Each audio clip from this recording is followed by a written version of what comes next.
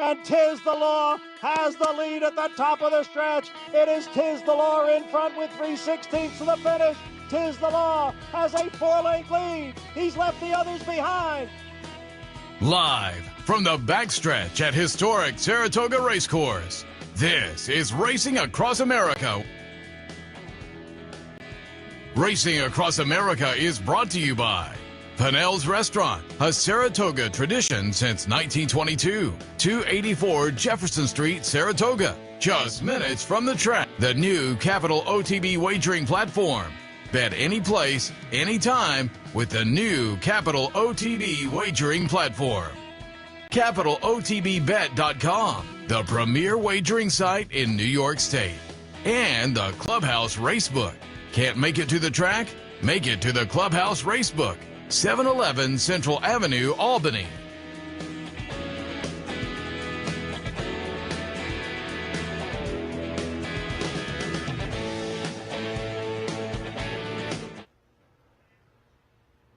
Good morning. Welcome to Racing Across America on this Thursday morning. Seth Merrow and Anthony Moramino kicking off a Thursday. Good morning again. Still nice out. Who would think that a couple minutes after we wrapped one show, the weather is still pretty much the same. Coming up a little bit later on today, Marianne Barker and Maddie Zanetti. They are the proprietors of the Dark Horse Mercantile and Impressions of Saratoga. Happy to have them as sponsors this year for the Dark Horse Play of the Day. We'll talk a little bit about their offerings downtown at the Dark Horse Mercantile and Impressions of Saratoga. That's coming up a little bit later on. Thursday means a visit from the Daily Racing Forum duo, Mike Welch, Dave Grening. Dave Grening scheduled to sit in today. We'll take a look at some of tomorrow's stakes action. Tomorrow, obviously, an incredible card. The Lure, the Glens Falls, the Test, the Whitney, the Saratoga Derby. Annually, the Test is one of my favorite races up here. And we will be joined. Those are Saturdays, some of those. Tomorrow's Friday. I meant Saturday stakes. You are correct. There are two nice stakes tomorrow, yes, too. So, but yeah, coming up on Saturday, you're correct. But the Troy in the Hall of Fame tomorrow, the Glens Falls, the Test, the Whitney on Saturday. Yep. And we will be joined shortly by Humberto Chavez from the NY Racetrack chaplaincy. Tonight is the charity basketball game with the jockeys. We'll tout that. They also have the brunch coming up that will honor Andy Serling shortly as well. Within, the 17th that comes up. So we'll talk a little bit about that. Did you offer assistant coaching skills? No, I am going. I'm fan. Just fan. Yeah, you're not one of those bad parent fans in the audience, are you? But I will.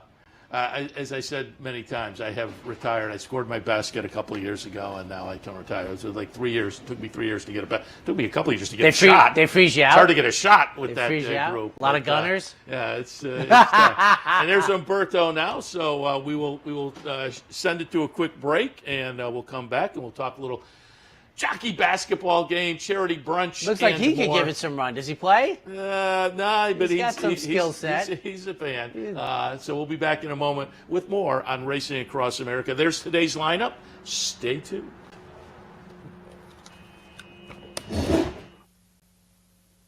For 4 generations and looking forward to a 5th, Bruce Cerrone and his family have continued their 99-year tradition of delighting their faithful following with the finest authentic Italian recipes made with the freshest ingredients. Some things have changed in the last 99 years, but not Pinnell's commitment to the finest in Italian cuisine. Pinnell's Italian Restaurant, a Saratoga tradition since 1922. 284 Jefferson Street, just minutes from the track. Capital OTB is now streaming live on Roku. The RTN Racing channel on Roku lets you watch OTB TV live through your Roku device or your Amazon Fire Stick, rather than being limited to computers and mobile devices, which means you can now watch OTB live wherever you are. Simply open Roku, scroll to find the RTN channel, then click on OTB TV. OTB TV on Roku. Try it now. Hello everyone, I'm Scott Vartley and I'm here at the West Condominiums in Saratoga Springs. And guess what? We are down to the home stretch. Everything is 2 bedrooms and 2 baths. Come make a selection of one of the greatest condos ever to be built in Saratoga Springs. We're starting in the upper 5s and the only rooftop penthouse available now under construction. Wow, just look at this patio. We have a rooftop pool, heated garage, balconies, and a gym. call me at 518-281-6808.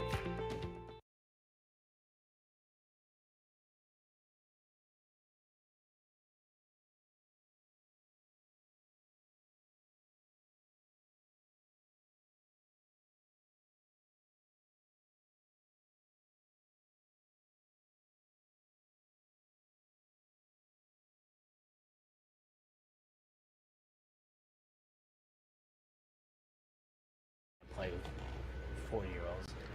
Welcome back to Racing Across America on this Thursday morning. As promised before the break, joined now by our friend Alberto Chavez from the New York Racetrack chaplaincy. Good morning. Good morning, guys. Good to have you. Good to be here. Good to be here. And we'll Thanks talk a for little bit joining about us. the basketball game. We were kind of laughing about that during the break, and then you have the brunch coming up as well. But whenever I get folks like you to come into the show and racing-related organizations, I always like to set it up and talk a little bit about the mission. And the Racetrack Chaplaincy does great work here on the backstretch. So talk a little bit about the mission of the chaplaincy. We do. We focus on all the backstretch for NYRA, Aqueduct, Belmont, and Saratoga, and we try to really approach the assisting and helping in a holistic way, knowing that the pandemic we were hit pretty hard. So other than that, our food pantry continues to thrive.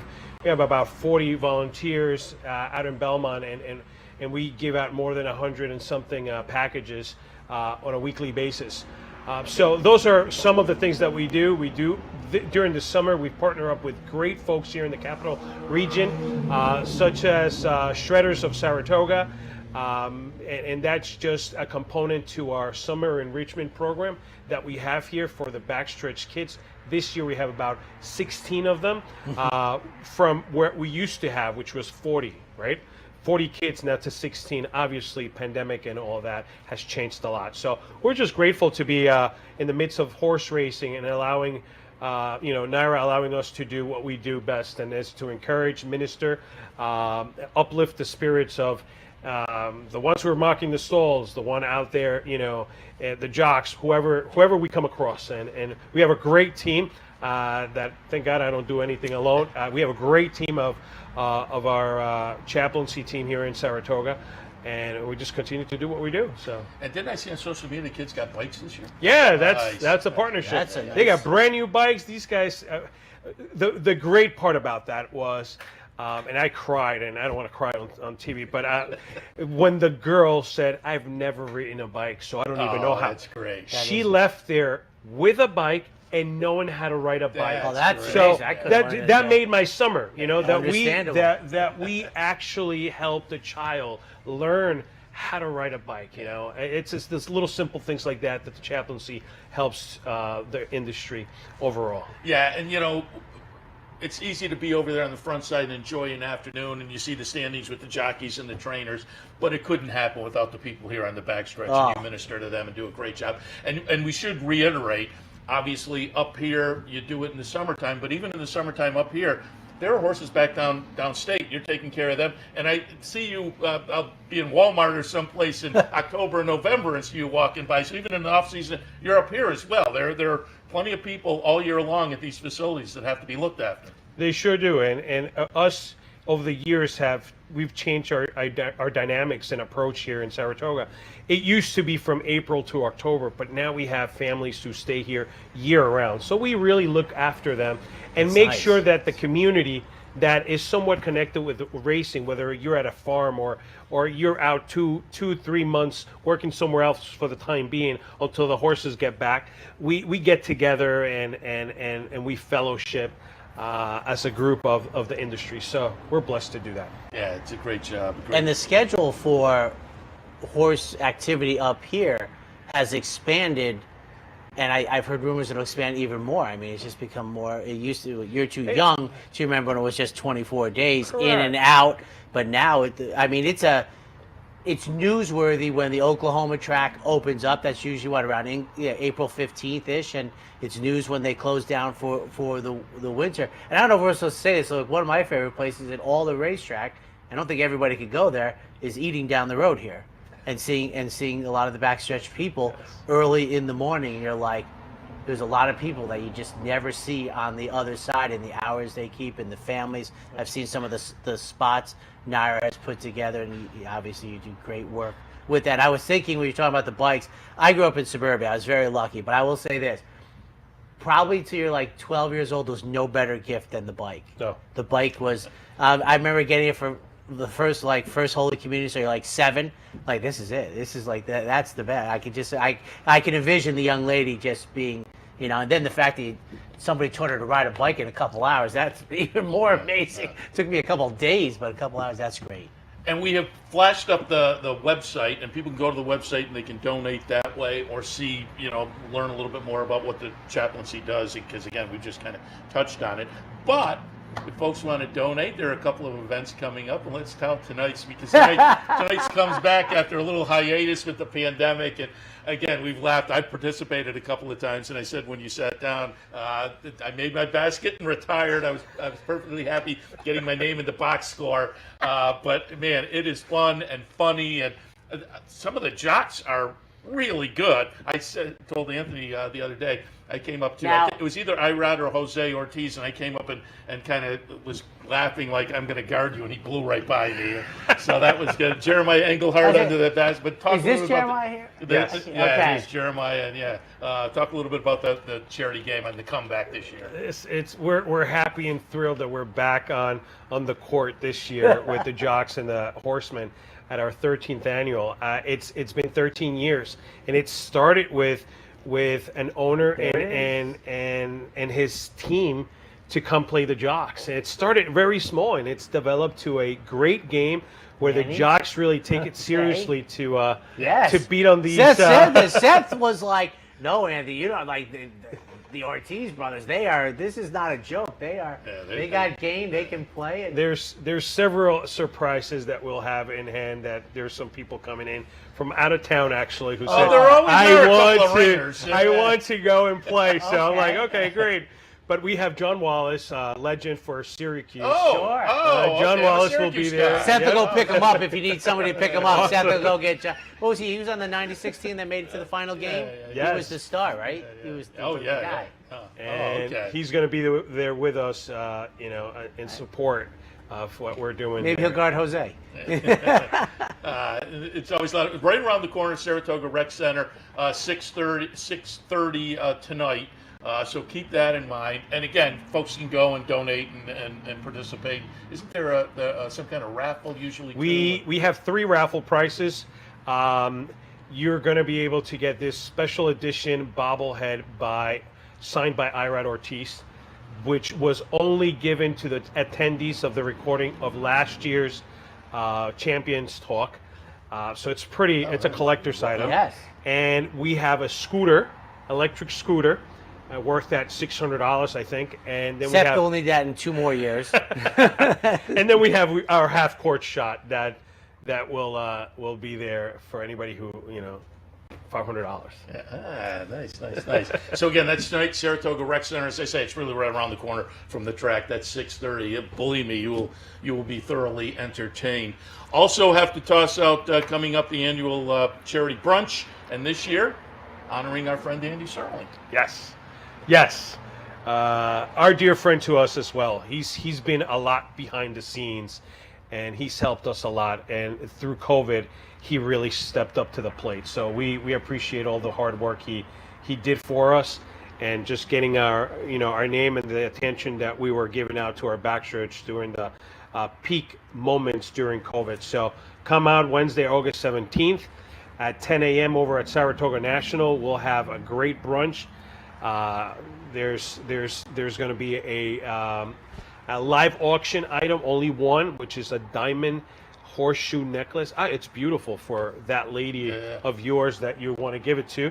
And then we have call to actions where people could really participate in the ministry that we do with, our food pantry, our mentoring program, and definitely our back to school, which is in a couple of weeks, where we're going to be handing out 300 back to school backpacks filled with supplies. And this year, and I'm still kind of looking for funding, this year we just decided we need to make a goal, and the goal is to supply those 300 backpacks with a pair of sneakers. So, I saw their yep. sneaker call on the Yep. website. Great. Yeah, very nice. So it's, it's rough times out there, Yeah. and Yes. for us to really just provide a pair of sneakers to walk into school Great with, idea. I think we will be really well. The Well, kids tell will be people well. how they can participate in that.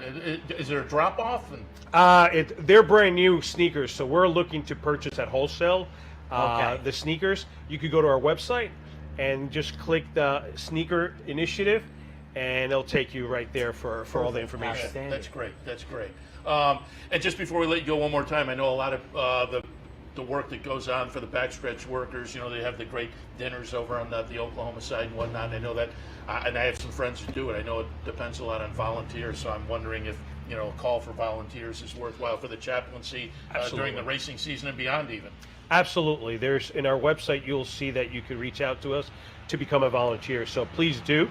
We're always looking for volunteers off season, during the season, for any particular things that we're doing. And by all means, right now it's needed. Because we got a lot of stuff going on. And again, Humberto, you guys do great work. Tremendous I will work. applaud on behalf of the fans and appreciate your coming in. And again, I will highly recommend swinging over to the Rec Center tonight, 6:30, for the jockey basketball game. And again, a little bit later in the month for the charity brunch. But tonight is worth it. And wanted to get you into promo that a little bit. And again, recognize your great work. Thanks for stopping by. Thank you for having me, guys. Thank you. Appreciate you guys. Wonderful. Humberto Chavez from the Racetrack Chaplaincy. Again, tonight, the charity basketball game at the Rec Center at 6:30. You will enjoy it, I guarantee it. All right, Dave Grening is in the house. We'll come back after the break and take a look at some of the Saturday Stakes action. Stay tuned.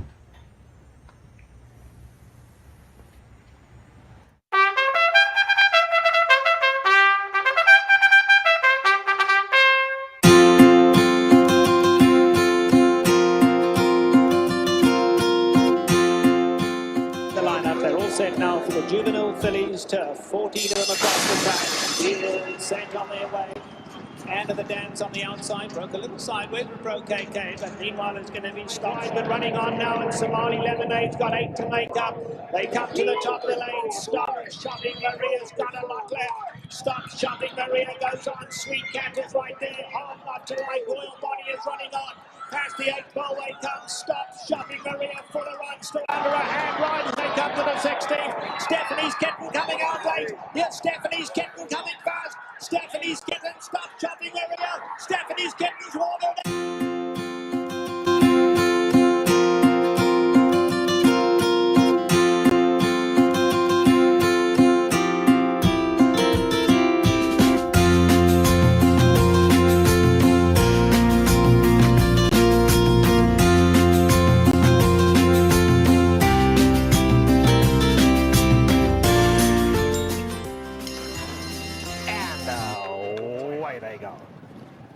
Watched the chances, broke smartly, but so did Terra from the Cape.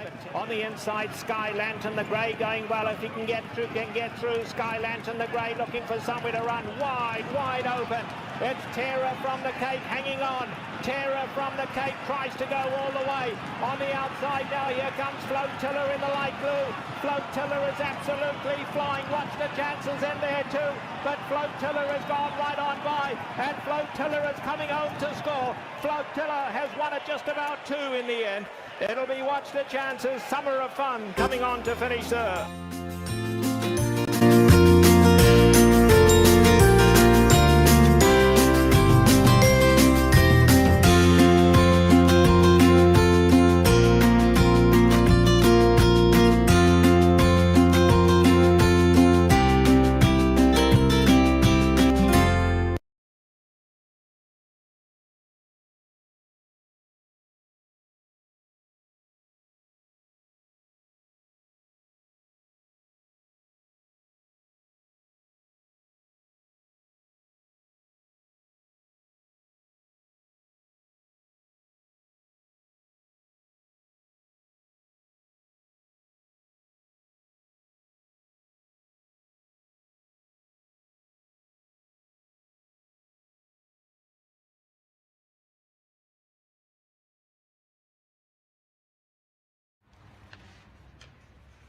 Welcome back to Racing Across America. As promised before the break, Thursday means a visit from the Daily Racing Forum. Mike Welch or Dave Grening. Dave in this morning. Good morning. Thanks, guys, for having me. You see you again. Were you out watching some workouts this morning? And I'm just curious how active when we have you and Mike in, we always like to tout the workout report. Great extra tool to add to your handicapping toolbox. You can find more at drf.com. But out watching the workouts today and active? Well, the most interesting thing I saw this morning was Hot Rod Charlie sort of blowing out through the lane on the Oklahoma training track. And when I went up to, it was one of those, I went to the assistant trainer and said, hey, what was that about? He goes, oh, you saw that, huh? He's like, well, it really wasn't a work. It's sort of like one of these, accelerated gallops that the O'Neill barn is known for. But I did get a watch on it and came through the lane about 26 and 2, 3/8, around 40 and 2. So I really think they're sharpening this horse up. I think there's intent here on Saturday to really be forward into the race here, which makes it a bit interesting. Obviously faster and quicker than Hot Rod Charlie, but I think the intent. I think you're going to see a ride similar to the Belmont last year when he was pressing that pace and they went really fast, and it took a champion like Essential Quality to beat him, and it might take a champion. I know he's not officially a champion, but a championship quality horse like Life is Good to beat Hot Rod Charlie.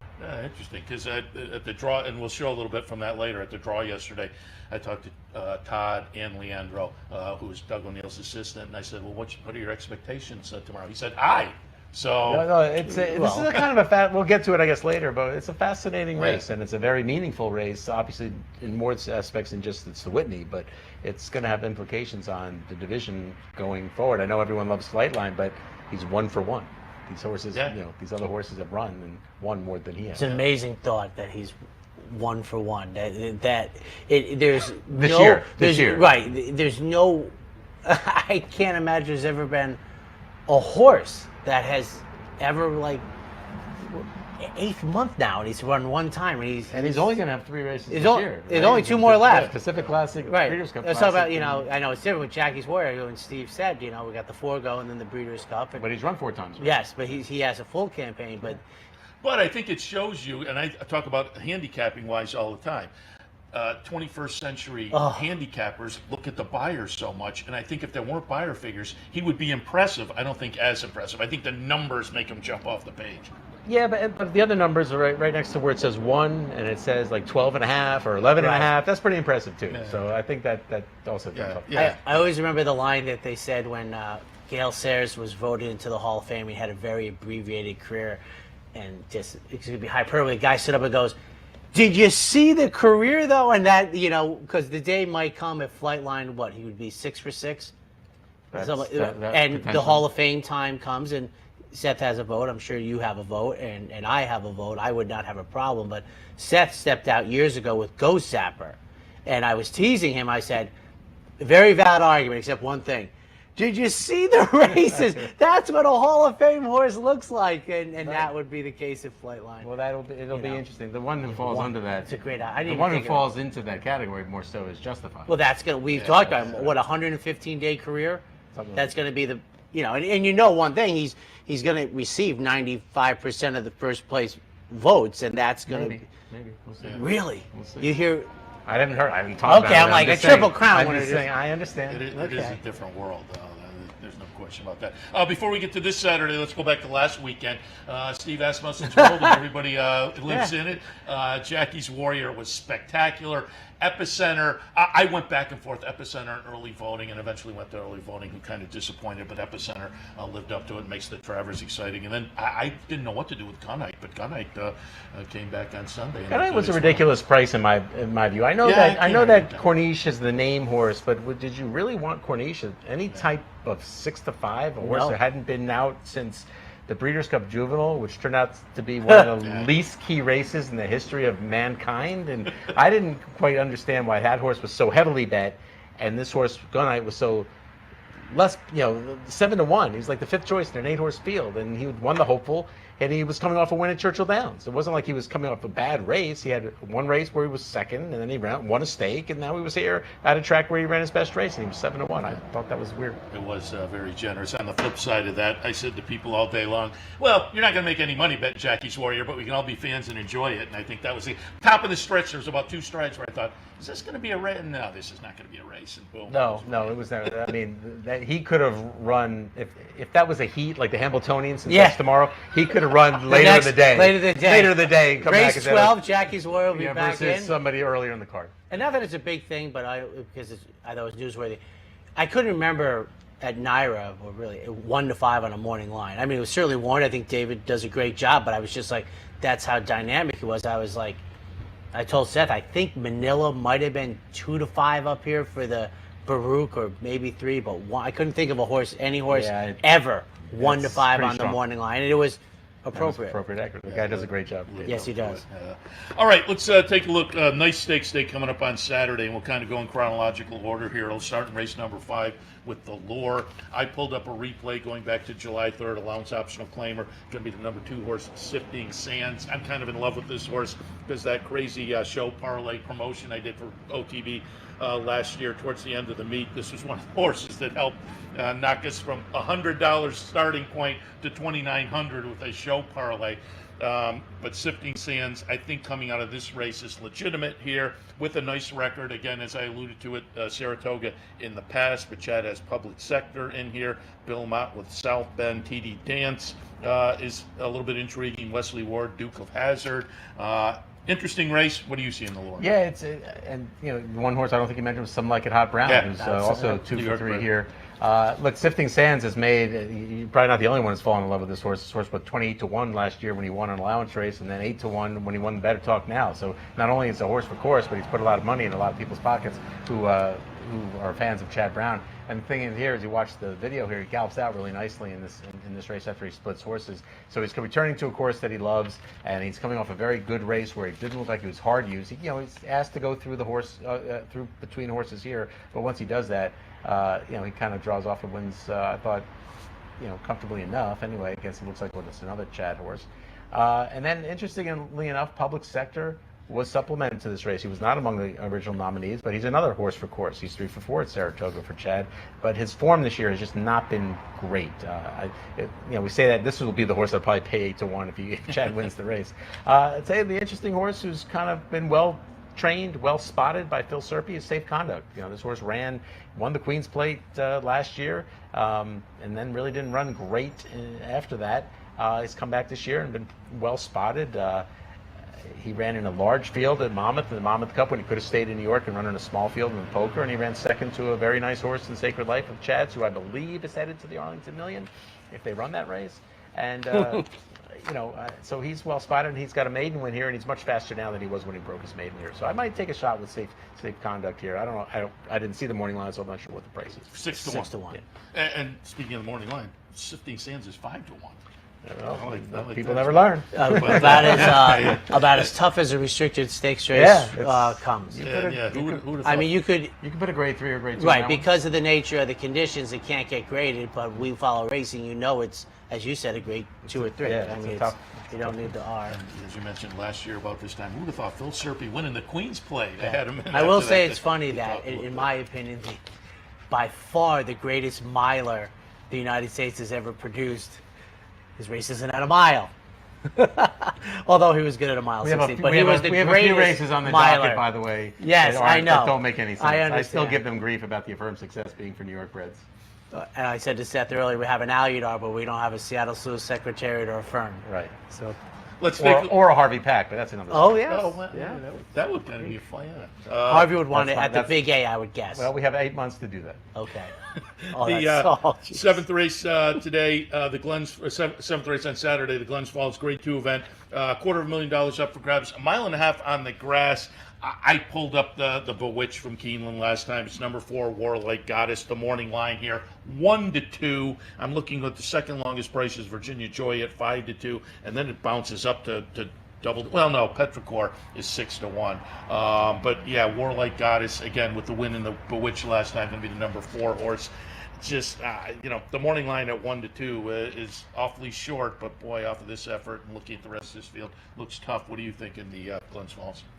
It's August. I'm still trying to figure out how Warlike Goddess wasn't the champion female turf horse of last year. She just towers over this group, in my opinion. She's just that good.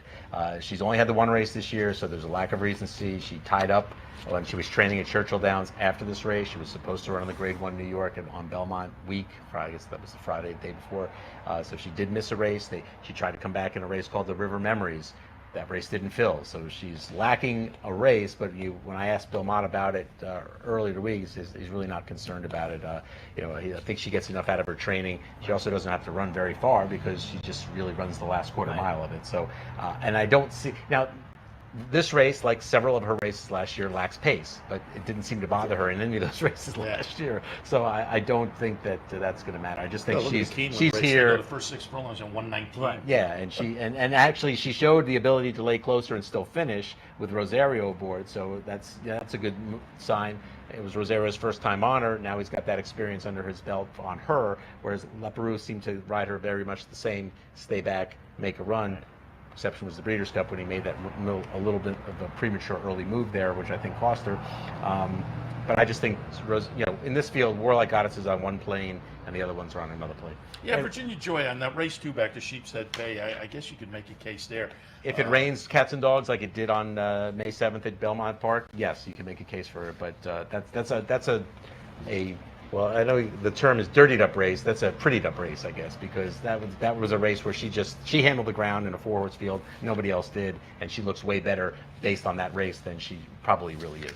Well, I said last year because people teased me about not taking the chalk, but I thought her last year, Bewitch and Glens Falls, were her best performances. Where you said a quarter of a mile, in the Bewitch, she ran an 1/8 of a mile, and only a little bit more in the Glens Falls. Right. I mean.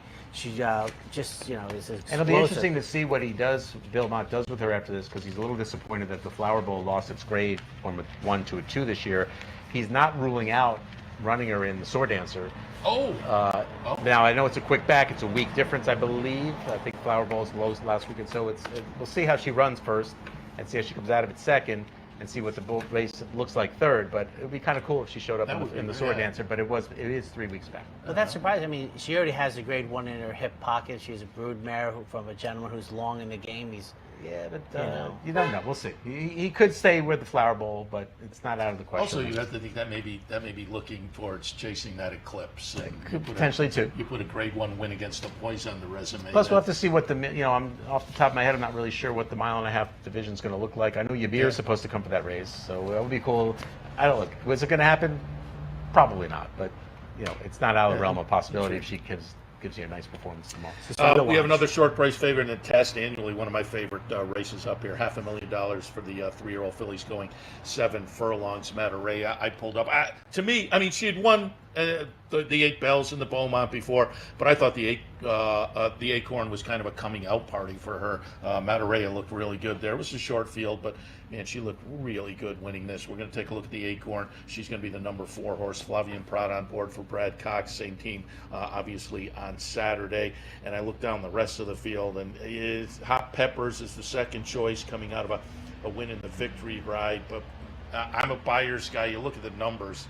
It looks like it's tough to get past Mataray in here. What are your thoughts? I agree with you on the latter part. I don't necessarily know that this was a coming out party. This was a a race that got totally changed 3 minutes to post when they scratched Echo Zulu at the gate. You're right. So this became a 4-horse field it was a 2-horse race to me going in.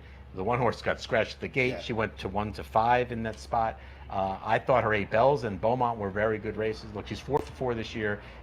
She's 5 for 8 in her career with a second in the Alcibiades to her stablemate Juju's Map, who at that time was a precocious 2-turn type of filly. I don't think Mataray is a 2-turn horse. The 1-turn test, she definitely, this fits her, and she's got versatility. She showed the speed there in the Acorn when her speed came out, and she could sit if there's the speed in here, like there is with November Rain, and also Elm Drive. Elm Drive is kind of the wild card to me here. This filly comes in from California off a couple of, 2 back was a good effort.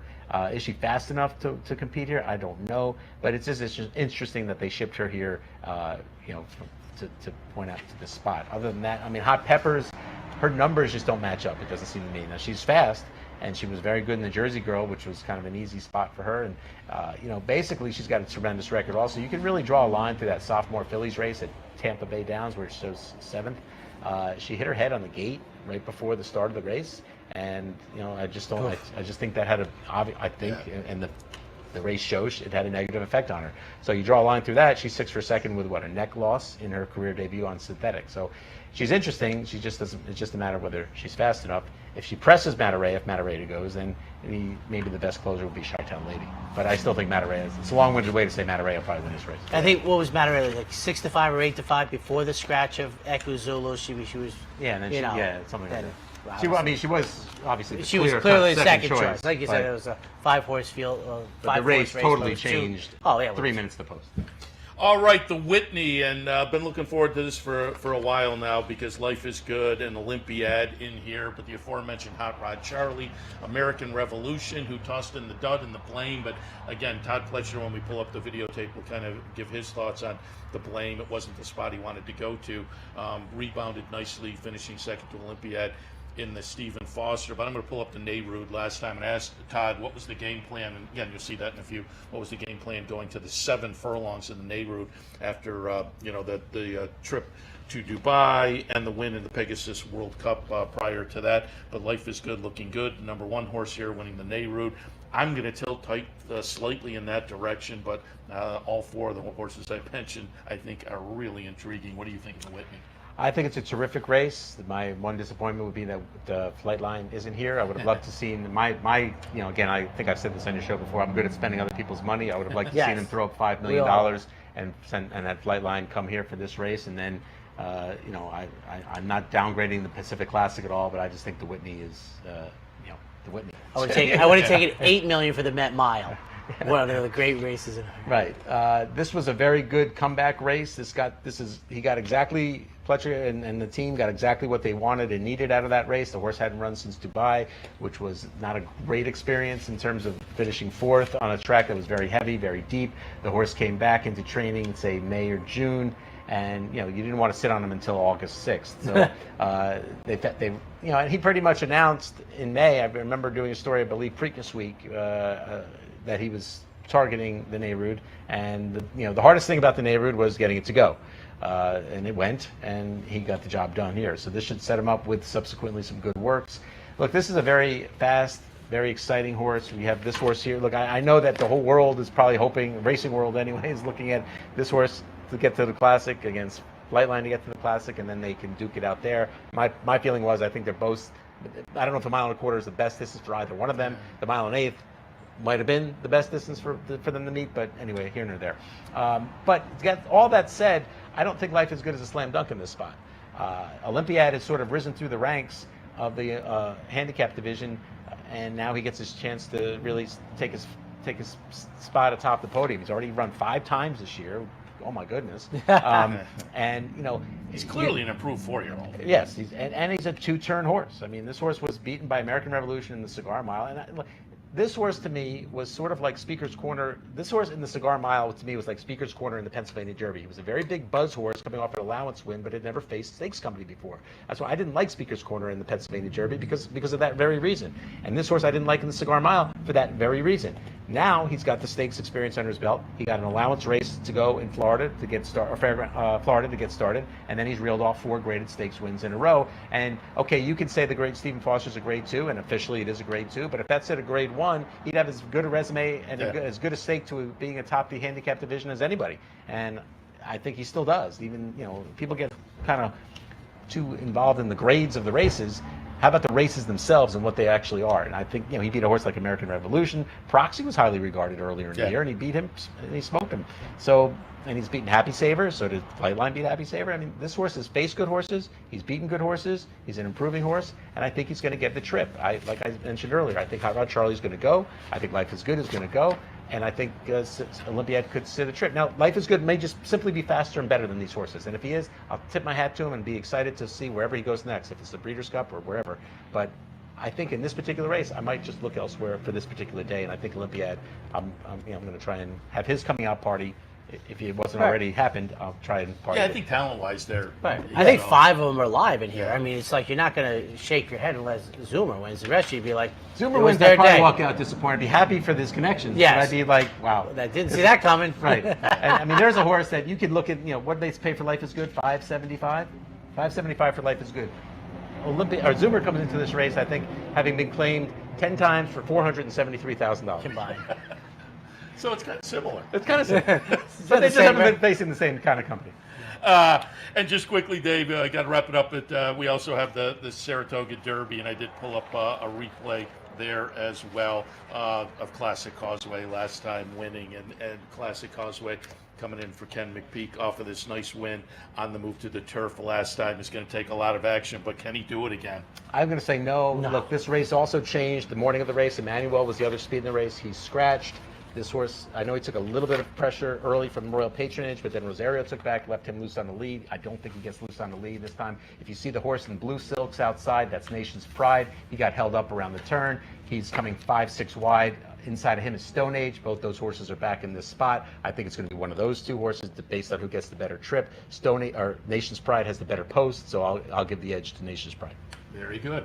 Dave, as always, we appreciate the visit. And again, recommend catching Dave's work. Great coverage of New York racing all year long, but especially up here at Saratoga. Hard copy of the Daily Racing Form, DRF.com. Don't forget the workout reports. Dave and Mike and the team do a great job kind of keeping you up to date, particularly with the 2-year-old races. That can give a little added tool in the toolbox. I just realized in this group, I'm the slacker.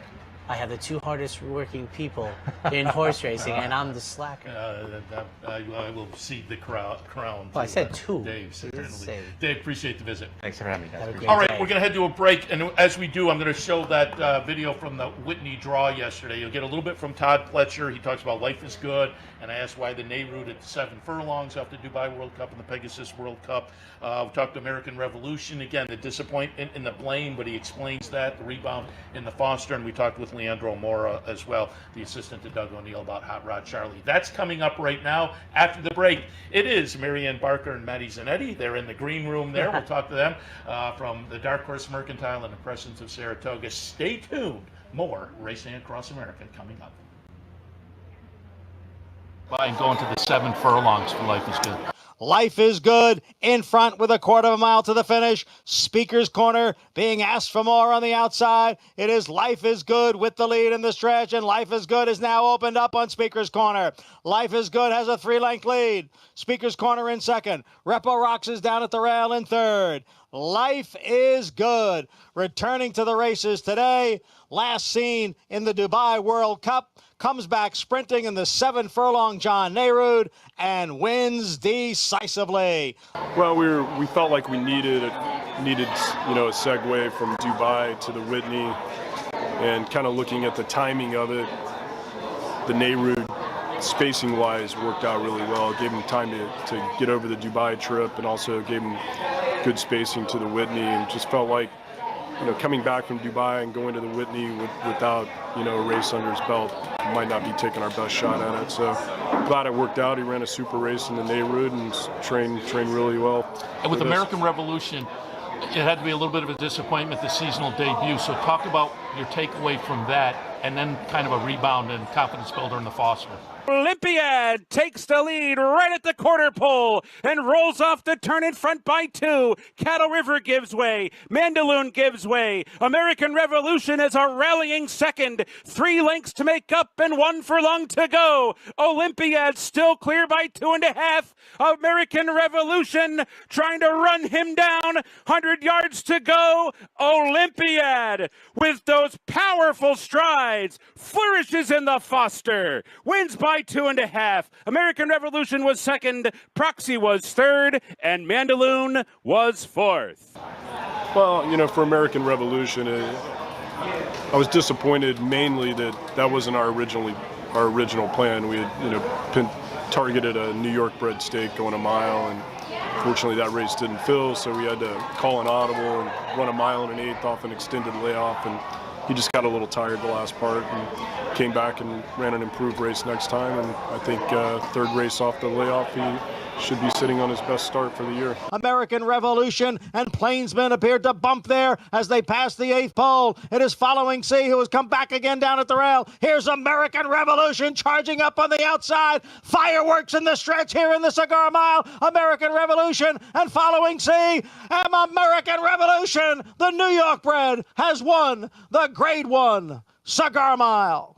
Well, he made a tremendous amount of progress in a short period of time. Last year, he broke his maiden in June, going 6 furlongs, and then he's able to win the New York Derby and the Albany and ultimately the Cigar Mile in less than 6 months. So he progressed rapidly up through the ranks and proved in the Cigar Mile he's a Grade 1 caliber horse. Hot Rod Charlie to the outside of Mind Control, who is a tenacious foe to the inside. Shoulder to shoulder here with a final furlong left to go, and now Hot Rod Charlie lets it out. Mind Control will not give in. Mind Control comes back. Hot Rod Charlie, Mind Control, head and head, nose and nose. Mind Control, Hot Rod Charlie, photo finish.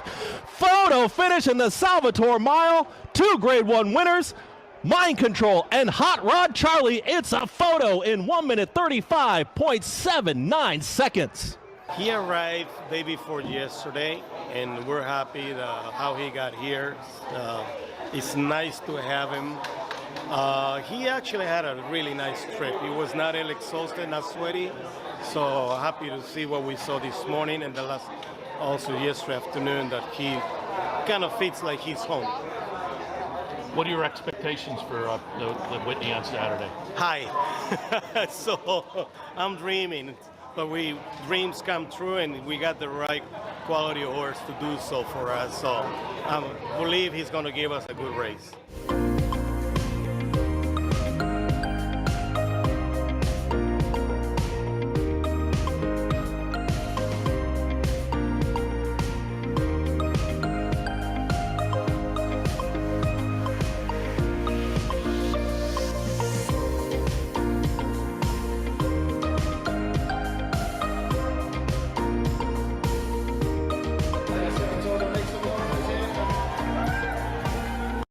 For 4 generations and looking forward to a 5th, Bruce Cerrone and his family have continued their 99-year tradition of delighting their faithful following with the finest authentic Italian recipes made with the freshest ingredients. Some things have changed in the last 99 years, but not Pinnell's commitment to the finest in Italian cuisine.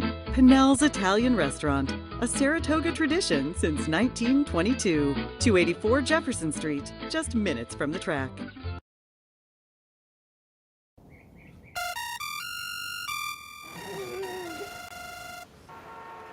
Come on. I want sales reports on my desk by Monday. Whoops. My bad. Love racing? RTN brings you every live simulcast on your home television, plus live video streaming and race replays on your PC and mobile devices. To order, visit rtn.tv. RTN, a breed apart.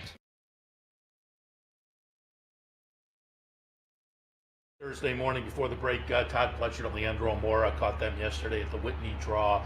Looks like a great Whitney and a really great card of stakes action coming up on Saturday. Friday, a couple of nice stakes as well with the Hall of Fame and the Troy Hall of Fame inductions tomorrow at 10:30.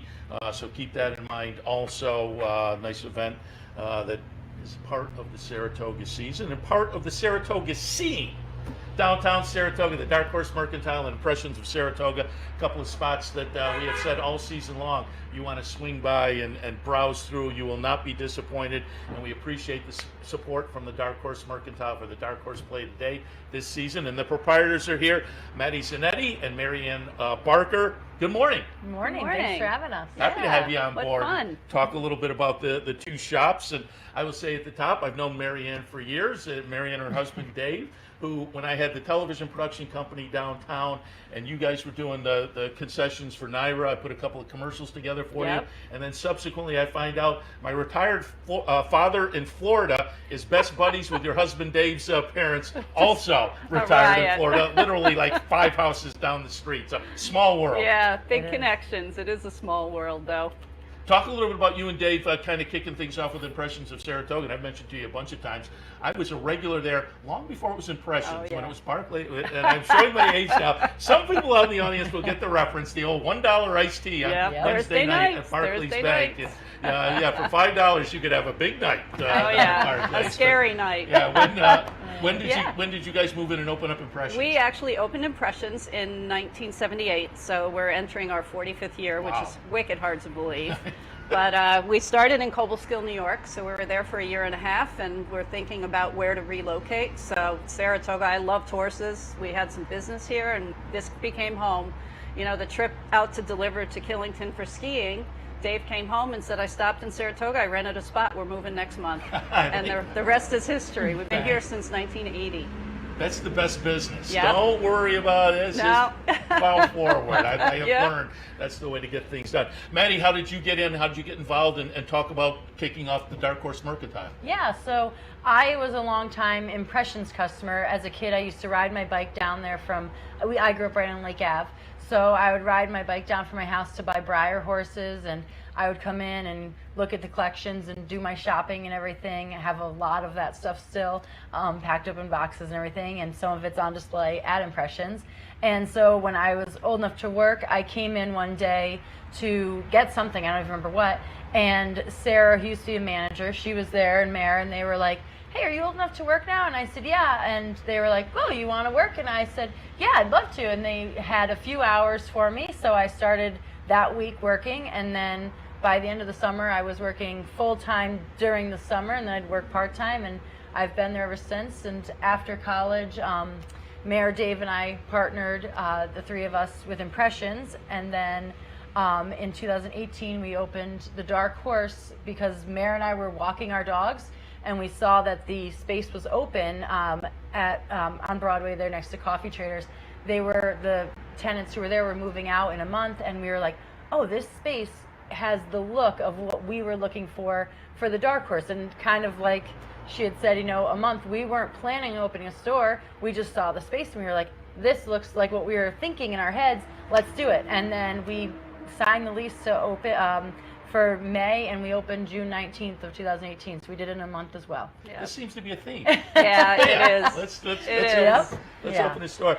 Maddie, talk a little bit about, we just showed some, there's the front of Impressions, and here we go again with some of the merchandise at Dark Horse. A lot of fun. I said to you when you guys sat down, I've had people walk up to me since we've been kind of promoting Dark Horse here with the Dark Horse Play today. People who have stopped in and said they've had a fun time and looked at the racing memorabilia and whatnot. Talk a little bit about Dark Horse Mercantile in particular and the merchandise that's available. Yeah, so it's a little bit of a higher end store. It's still got the souvenirs and garments, but there's a lot of memorabilia collectibles. We carry higher end lines like Barber and Under Armour. So there are people who specifically come in looking for those lines.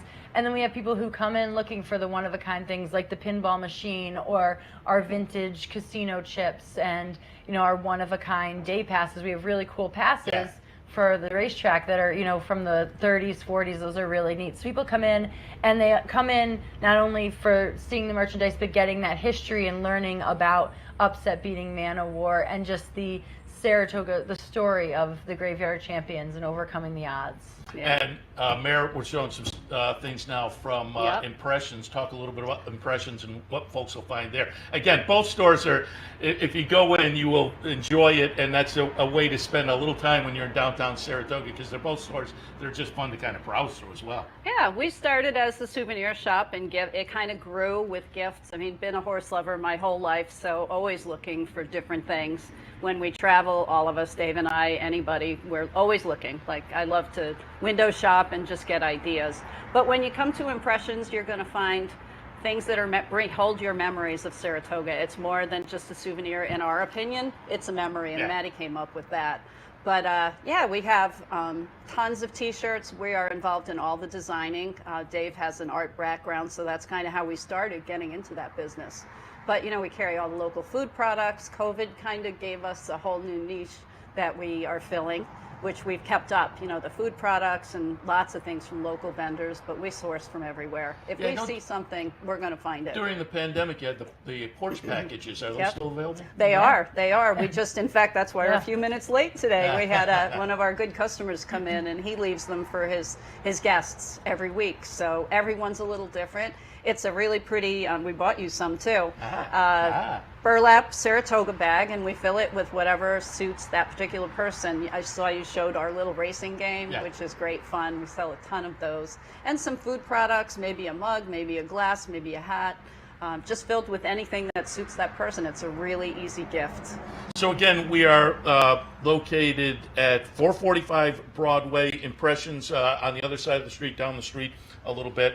And talk a little bit about how the summer has been downtown, track open, and what's business been like so far this year? We have been very busy. People are so excited to be back. There were people here the last few years as well, but there's a lot of people who this is their first year back, and they are so excited. I mean, we open at 9 a.m., but we're usually open a little early to leaf blow and get the sidewalk already, and there are people waiting at the door just about every morning. That's nice. And we're open till 9 or 10 at night, and there have been nights where we don't close till an hour after that because people are just downtown and they're so happy to be out and be back in Saratoga. And it's great because there are some people we haven't seen for a few years, and they were maybe online shopping or doing mail orders that way.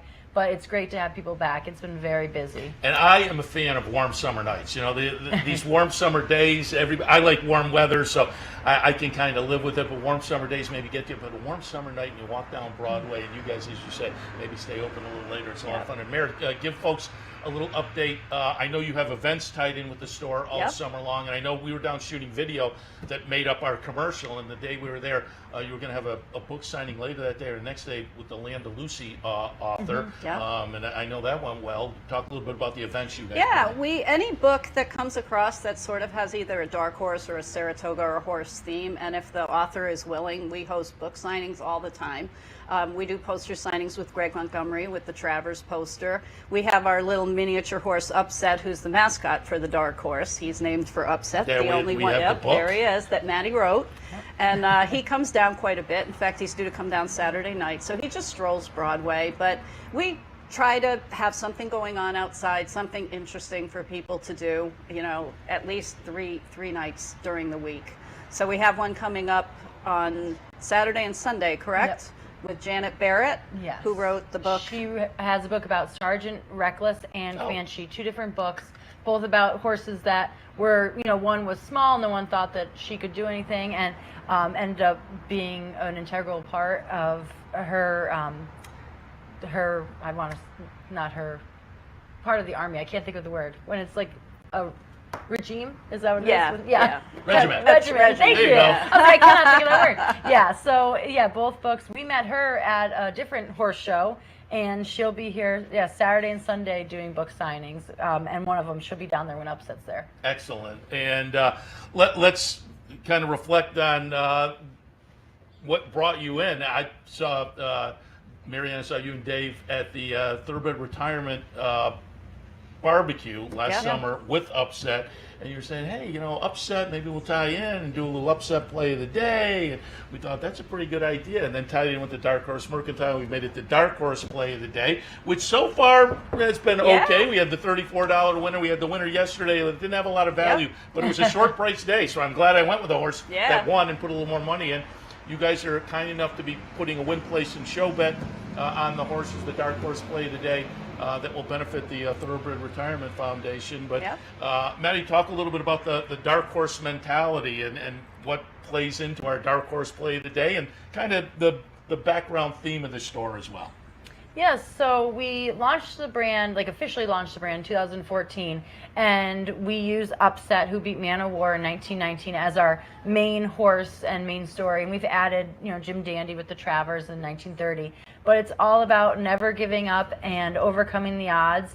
Upset had run against Man of War multiple times and lost, but that he came in second every time. And then he ran against Man of War here in Saratoga and won. And Saratoga is known as the graveyard of champions, where horses who are expected to win end up coming here and losing, and it always makes history when they do. So it's something that we're now expanding past just horse racing to your everyday life and other sporting events, and just overcoming the odds, never giving up on yourself, and believing that even if you're the dark horse, you too can be a champion. I like that. I like that theory, and hopefully we will continue to knock it out of the park and prove that for the rest of the meet as we pick the dark horse play of the day. Dark horse play of the day was in race number 2, by the way. I will remind people, number 9, Illicit at 10-1. So we'll see if we can get another little price through to add some money to the charity. And Merritt, give us a little update. Again, you guys have kind of alluded to it already, but update people on your hours. People are going to come up to Saratoga before the track, after the track. If you're going downtown to grab some dinner, I highly recommend stopping by either Impressions or the Dark Horse Mercantile. Yeah, we're a great place to sort of spend your time while you're waiting for your table to open. So we can definitely, it's nice and cool too. We got a brand new air conditioning system, so it's the place to be. But we are open from 9 a.m. until, as Maddie said, at least 9 p.m. every night.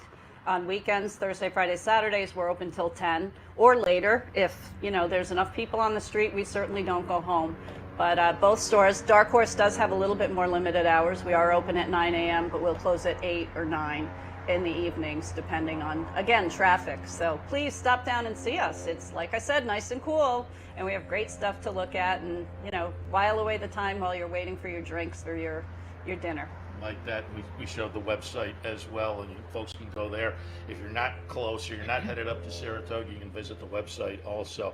Again, I highly recommend. I've been a frequent visitor to Impressions for years now, but the Dark Horse Mercantile, I'd go in and see. We were talking before you guys came on about a visitor that I know that went down and visited the store and was thrilled with the old horse racing pinball, the vintage horse racing pinball machine, which I can vouch for is very intriguing. But that's one of many, many things. Dark Horse Mercantile, Impressions of Saratoga, both on Broadway. Marianne Parker, Maddie Zanetti. We appreciate your stopping by. We appreciate also the sponsorship here and having some fun with the Dark Horse play of the day, and maybe giving a little dough at the end of the meet to charity, but we appreciate the visit this morning. Thank you so much. Yeah. And our fund is in the positive so far, so we're just waiting for that one really big one. Yeah, we had the nice price that kind of kicked things off, so that was it. Then we knew we were on our way. So there's still plenty of meat left, and we'll have a few more, smiles hopefully before the meet ends. Again, appreciate the visit and highly recommend it. Impressions of Saratoga, the Dark Horse Mercantile, but we appreciate your stopping by this morning. Well, thanks. Thank you. Thanks for having us. All right, we will wrap it up for this Racing Across America on a Thursday. Again, don't forget low rollers today over on the front side. Always a lot of fun. Keep that in mind if you're headed over the track today. I will be jumping in on the low roller, so you get the face-off with me. Don't forget tomorrow, Hall of Fame, 10:30. That takes place at the Facing Tipton Pavilion. Keep that in mind as well for tomorrow. And, of course, Saturday, Whitney Day with a lineup of stakes. But we'll be back in tomorrow at 9 a.m. for the handicapper support, at 10 a.m. for Racing Across America. So enjoy the racing this afternoon. We'll see you tomorrow morning. You're watching OTB TV, a service of Capital Off Track Betting.